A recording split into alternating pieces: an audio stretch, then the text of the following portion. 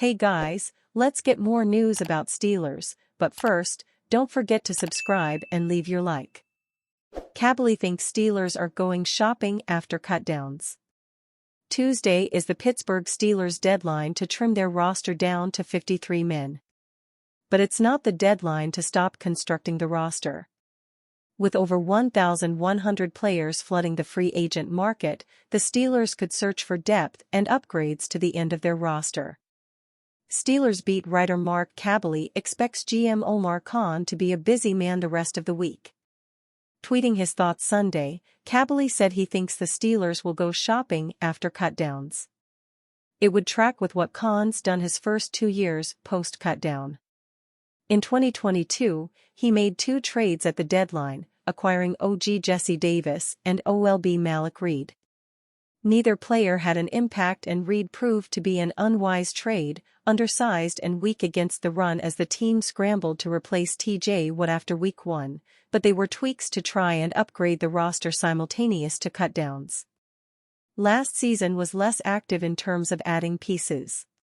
Khan traded 2 players away in OG Kevin Dotson and C/G Kendrick Green, but also signed CB Desmond King 48 hours after cutdowns. He, like Reed, wasn't who the team hoped for and was sent back into free agency waters in mid-October. Moves at or following cutdowns were common under Kevin Colbert. A yearly example of players put in the grocery cart prior to Week 1.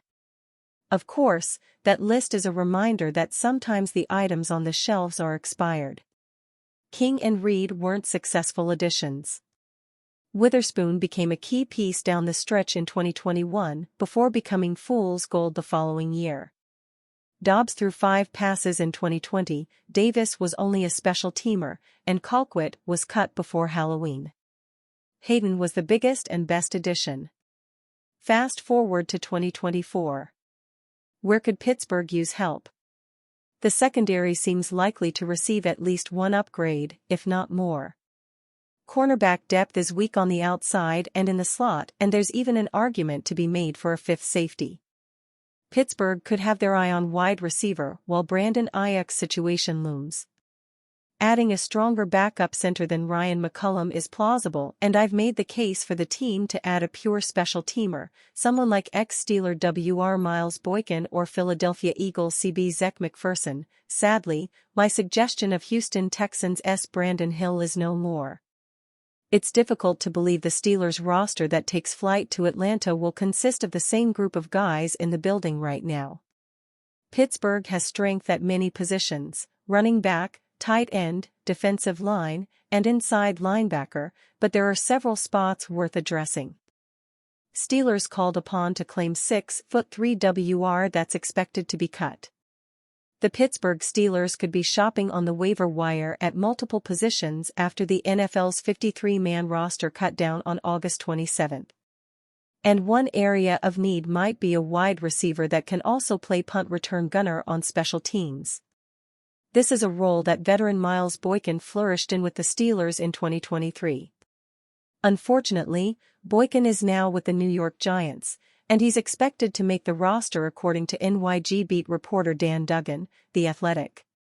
Having said that, there's another Giants wide receiver and projected cut that could interest Pittsburgh. On August 23, Steelers Depot writer Alex Kozora urged the franchise to consider claiming second-year UDFA Bryce Ford Wheaton after the cutdown, assuming the Giants place the prospect on waivers. Ford Wheaton seems more likely to be released than Boykin, who the Giants value on special teams like Pittsburgh did, Kozora began. With great size at nearly 6'4" and 220 pounds coming out of West Virginia, the Steelers met with him at the Shrine Bowl, and he came in for a pre-draft visit as a local exception. Although Ford Wheaton missed his entire rookie season with injury, he's flashed during both of his initial training camps with the Giants. He's also worked in a lot at gunner with the G-men but appears to be below Boykin on the depth chart.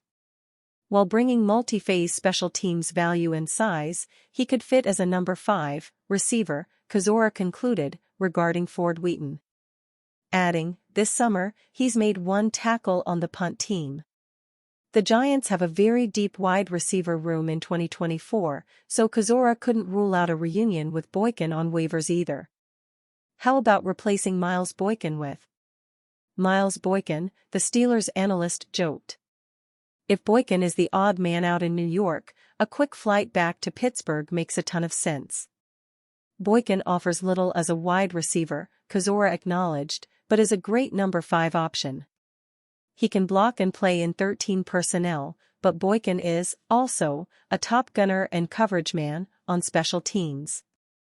Steelers lose key reserve to injury, release second-year WR, report. The Pittsburgh Steelers revealed some disappointing injury news via ESPN NFL insider Jeremy Fowler on August 25. Steelers OL Dylan Cook is expected to miss several weeks with a foot injury, per source, Fowler informed. Adding, Pittsburgh is already beat up across the offensive line, and now lose Cook, a key reserve. Cook was one of the more versatile offensive linemen that the Steelers had on the 90-man roster.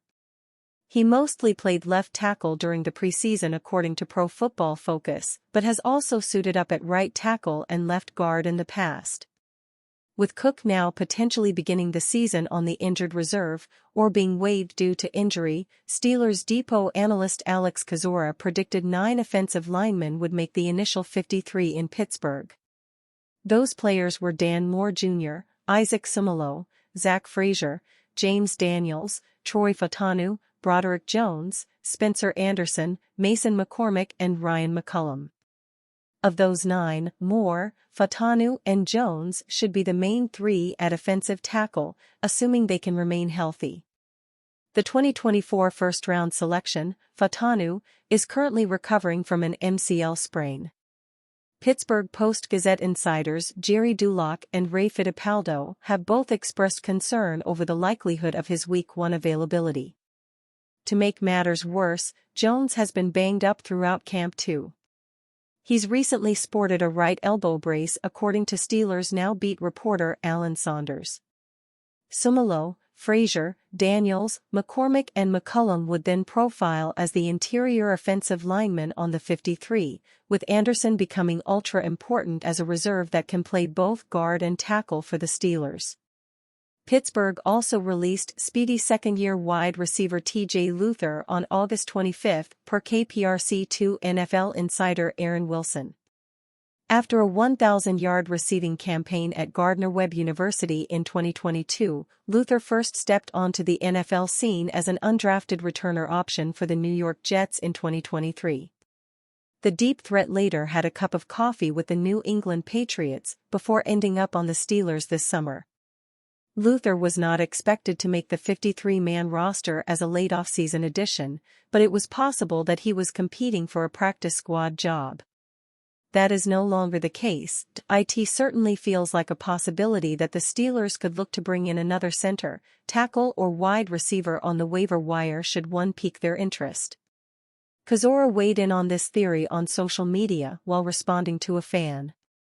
Tackle seems a little less likely, especially knowing the talent pool is generally weak, Kozora replied, acknowledging that a waiver claim at center is more plausible. That led Steelers Depot NFL draft analyst Jim Hester to offer 2 claim candidates to watch at center. Luke Fortner was the first, who Hester described as a third-year guy who is pretty solid as a pass protector and has already been cut by the Jacksonville Jaguars. The second was 25-year-old offensive tackle convert Jalen Sundle. Hester relayed that Sundle has had a nice preseason but also added that the Seattle Seahawks are strong at center, which makes him a likely roster cut. A new wide receiver with more of a special teams impact should be a need position to monitor as well. It'll be interesting to see if the Steelers submit any waiver claims after Tuesday's cut down. And you, fan? What do you think of the situation of Dylan Cook?